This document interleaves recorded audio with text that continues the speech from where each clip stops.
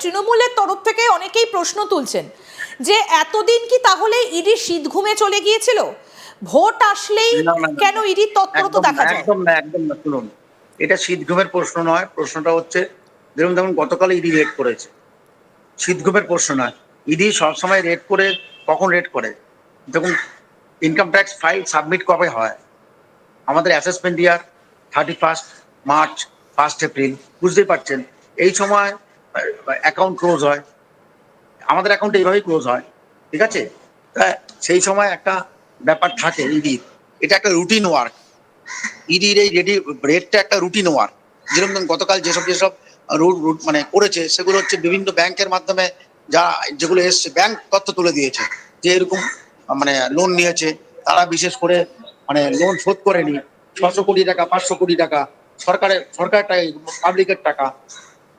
তাই এগুলো করতেই পারে ইডির এগুলো রুটিন ওয়ার্ক। এগুলো এখন শীত ঘুম, এটা হচ্ছে যে পূর্বের অভিজ্ঞতা থেকে বলেছে যে পূর্বতন সরকার আমরা অনেক সময় দেখেছি, অন্তত বিশেষ করে আমরা যখন ছোট তখনও দেখেছি, মানে 2000 আগে এরকম অনেক সরকারকে দেখেছি যে তারা এরকম কিছু কিছু ক্ষেত্রে করে, সেই ক্ষেত্রে হয়তো সেই জন্যই বলেছে। আমি বলবো না যে শীত ঘুমের কোনো ব্যাপার আছে, আমার মনে হয় না। 2020 সালের একটা কেস আপনি জানেন যে কোল স্ক্যামের একটা তদন্তে ইডি এসেছিল এবং ইডি তদন্ত করতে পুরো বিষয়টা খতিয়ে দেখছে, কিন্তু 2020 সালের একটা কোল স্ক্যামের ঘটনা, সেখানে যদি কোনো একজন দলের সুপ্রিমো তিনি গিয়ে বলেন যে আমার দল পরিচালনার দায়িত্ব এখন আইপ্যাকের, তাই আমার কাগজপত্র সেখানে রয়েছে, তিনি গেলেন, তার কাগজপত্রগুলো নিলেন, তিনি চলে আসলেন, তিনি তো বলছেন যে তার দলের কাগজপত্র তিনি নিয়ে এসেছেন। এখানে একটা প্রশ্ন সাধারণ মানুষ হিসেবে আমার জানতে ইচ্ছে করছে স্যার, যে ইডি তো এসেছিল কোল স্ক্যামের কাগজপত্র নিতে, তার সঙ্গে তো পার্টির কাগজপত্রের কোনো সম্পর্ক নেই। মমতা বন্দ্যোপাধ্যায় বলছেন তিনি তার দলের কাজকর্ম নিয়ে কাগজপত্র বের করে নিয়ে এসেছেন, তাহলে ইডি কেন সেই কাগজপত্রগুলো স্ক্যান করবে যদি তাদের সাথে রাজনৈতিক দলের কোনো সম্পর্ক নাই থেকে থাকে? তাহলে ইডি কেন এই কথা বলবে? হ্যাঁ, এটা আমি কি আপনাকে প্রথমে বলেছি, ইডি প্রথম পশ্চিমবঙ্গে যেভাবে এসেছিল, তৃণমূলের মানে বিশেষ করে অভিষেক ব্যানার্জি যেভাবে নিয়ে এসেছিল, তারপরে ইডিকে অনেক, ইডি বলি কি, আইপ্যাককে অনেক কাজ করতে বাধ্য করা হয়েছে বিভিন্নভাবে। সেখানে আইপ্যাক বিভিন্নভাবে তার ভেস্টেড ইন্টারেস্ট ছিল, সেখানে জড়িয়ে গেছে আইপ্যাক নিজে। এবং তার মধ্যে আমি এটা সন্দেহ করছি, জানি না এটা সত্যি না মিথ্যা আমি বলতে পারবো না, আমার মনে হয়, এটা আমার মনে হওয়ার কথার মধ্যে তো আর সবকিছু হবে না, যে আইপ্যাক কিন্তু এসআর এর ব্যাপারে অনেক কিছু হ্যাক কিংবা অনেক কিছু তথ্য বিভিন্নভাবে হাতানোর ব্যাপারের মধ্যে ইনভলভ আছে। এবং লোককে অ্যাপয়েন্টমেন্ট করা, লোককে ইনভলভ করে দেওয়া।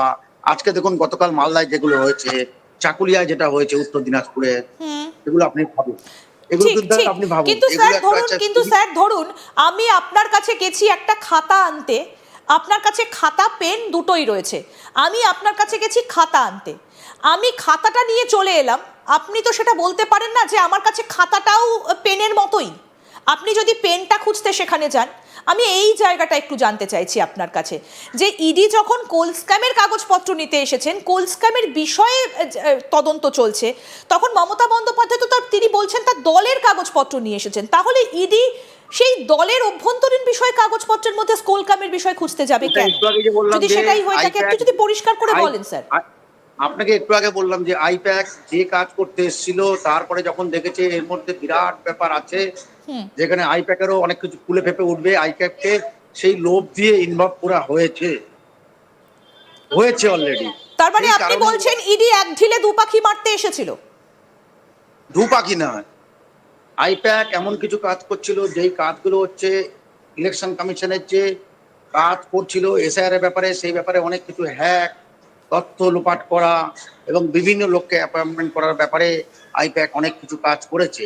সেই ব্যাপারে তথ্য ছিল ইডির কাছে বিভিন্নভাবে, সেই তথ্যের উপর বেস করেও ইডি এসেছে। শুধু ইডি কোন তথ্য সেটা বলবে না, ইডি বললাম না, আইপ্যাক অন্য ব্যাপারে জড়িয়ে গেছে অলরেডি, প্রতীক জৈনও এখান থেকে বেরোতে পারবে না। মানে আপনি বলছেন ইডি সত্য গোপন করে যে কোনো জায়গায় রেড করতেই পারে, একটা জিনিসের কাগজ দেখিয়ে অন্য বিষয়ে? পারে পারে পারে পারে, যে ইডির ক্ষমতা আছে সেটা। এখানে ইডি এনফোর্সমেন্ট ডাইরেক্টর মাইন্ডারি কোনো ফ্যাক্টর থাকে, মানে পিএমএল একটা যেটা আছে সেটা যে কোনো মুহূর্তে যে কোনো জায়গায় করতে পারে এটা। আর এটা আপনাকে সঙ্গে সঙ্গে অ্যারেস্টও করে নিতে পারে, মানে কাস্টডিতেও ঢুকে নিতে পারে, আপনি সঙ্গে সঙ্গে বেলও পাবেন, নন বেলেবল অফেন্স।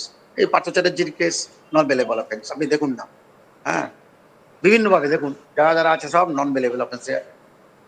তাহলে যার প্রক্রিয়া একই চলেছে, সঙ্গে দু জায়গায়, তাহলে অনুব্রত একই মণ্ডল, সঙ্গে দু জায়গায় কেন গেল ইডি?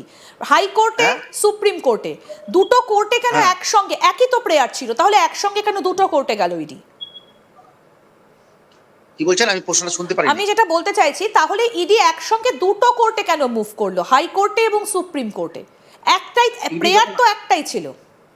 দেখুন, এই দেখুন প্রেয়ারটা একটা সুপ্রিম কোর্টে যাবে, কারণ কি, এখানে তো বিচার করতে পারবে না। আপনার কি মনে আছে এখানে বিচার করতে পারবে না বলে ভুবনেশ্বরে গিয়ে বিচার করা হয়েছিল সুদীপ বন্দ্যোপাধ্যায় কেস?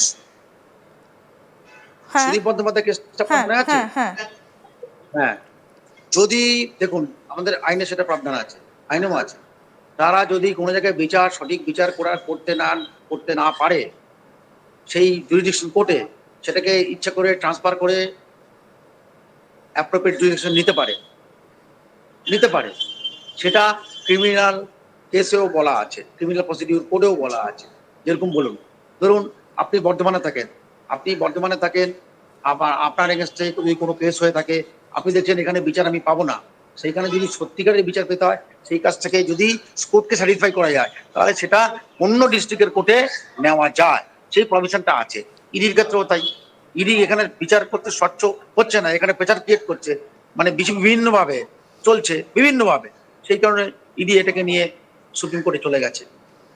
ইডি তো সিবিআই তদন্তেরও দাবি জানিয়েছে এবং এই কেসটাও অন্য রাজ্যে নিয়ে যাওয়ার দাবি জানিয়েছে, এবং রাজ্যের কাছ থেকে এ বিষয়েও একটা রাজ্যের মতামত সুপ্রিম কোর্ট জানতে চেয়েছে। আপনার কি মনে হয় এই কেসটা সিবিআই এর কাছে যেতে পারে? কোন কোন অ্যাঙ্গেল থেকে? আপনি একটা মনে আছে আপনার সেই আপনার উজ্জ্বল নিগম, হ্যাঁ বম্বে হাইকোর্টের আইনজীবী, একদম। সে একটা কেসের ব্যাপারে তাকে কোথায় সে বলছিল এখানে বিচার হবে না, গুজরাট থেকে আহমেদাবাদে, মনে আছে আপনার? একদম একদম। সেটাকে নিয়ে এসে আপনার, হ্যাঁ। তাহলে এটা করতে পারে, এটা প্রভিশন আছে। এটা কিন্তু সংবিধান এখানে সিবিআই তে এবার কি প্রভিশন আছে, আপনি কি দেখতে পাচ্ছেন? সিবিআই কি তদন্তভার নিতে পারে? সুপ্রিম কোর্ট কি সিবিআই কে দিতে সেটা পারে? এখন দেখতে হবে কোন জায়গাটা সিবিআই তদন্ত করা উচিত, সেটা ইডি যদি বোঝে তখনই সেটা ইডি প্রেয়ার দেবে, হায়ার অথরিটিকে প্রেয়ার দেবে। যেটা আমাদের পক্ষে সম্ভব নয়, এটা আরো কিছু ব্যাপার দরকার আছে, সিবিআই কে এনকোয়ারি হওয়া দরকার আছে, সেটা তারা দিতে পারে, তারা ইচ্ছা করলে। বেশ, অনেকক্ষণ ধরে আপনার সঙ্গে বিভিন্ন বিষয় নিয়ে কথা বলছিলাম। বিবেকানন্দ বাবু, শেষ প্রশ্ন আপনার কাছ থেকে জানতে চাইবো যে পরবর্তী শুনানির দিন কি হতে পারে কোর্টে, আপনার পর্যবেক্ষণ কি বলছে? আমরা যে সম্ভাবনাটা জানতে চাইছি, এবং এক্ষেত্রে কোন কোন ধারা দেওয়া হতে পারে, বা মমতা বন্দ্যোপাধ্যায়ের দোষী হবার সম্ভাবনা কতটা থাকছে? আমি আবারও আপনার কাছে, আপনি বলেছেন আরেকবার একটু দর্শক, আপনার এখনকার পর্যবেক্ষণ আপাত দৃষ্টিতে কি মনে হচ্ছে, এবং এর শাস্তি আইনে কি বলা আছে? একটা কিছু পাবেন, একটা কিছু শাস্তি হবেই, এটা ছাড়া যাবে না।